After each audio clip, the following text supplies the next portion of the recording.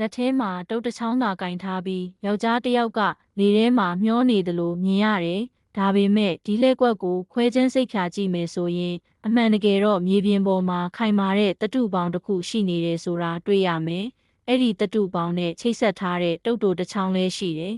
။သတ္တုပေါင်းကိုအဝတ်တစ်ထည်နဲ့ဖုံးအုပ်ထားပြီးတုတ်ကအပေါ်ဘက်ကိုထွက်နေတယ်။အဲ့ဒီတုတ်ပေါ်မှာဖျော်ဖြေသူကတုတ်ကိုတင်နိုင်အောင်လုပ်ထားတာဖြစ်ပြီးတုတ်မှာအထူးပြုလုပ်ထားတဲ့လက်တံတစ်ခုပါဝင်တယ်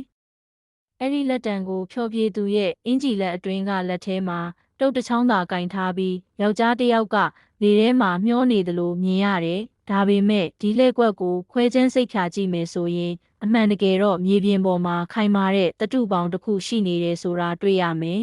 ။အဲ့ဒီသတ္တုပေါင်းနဲ့ချိတ်ဆက်ထားတဲ့တုတ်တိုတစ်ချောင်းလည်းရှိတယ်။သတ္တုပေါင်းကိုအဝတ်တစ်ထည်နဲ့ဖုံးအုပ်ထားပြီးတုတ်ကအပေါ်ဘက်ကိုထွက်နေတယ်။အဲ့ဒီတုတ်ပေါ်မှာဖျော်ဖြေသူကတုတ်ကိုတင်နိုင်အောင်လုပ်ထားတာဖြစ်ပြီးတုတ်မှာအထူးပြုလို့နေဖြတ်သွား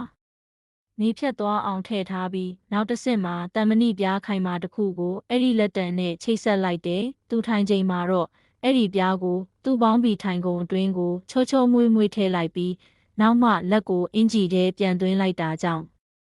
အစအုံတစ်ခုလုံးကိုအင်ဂျီနဲ့ဖုံးကွယ်ထားနိုင်သွားတယ်။ဒီဖွဲ့စည်းပုံတစ်ခုလုံးက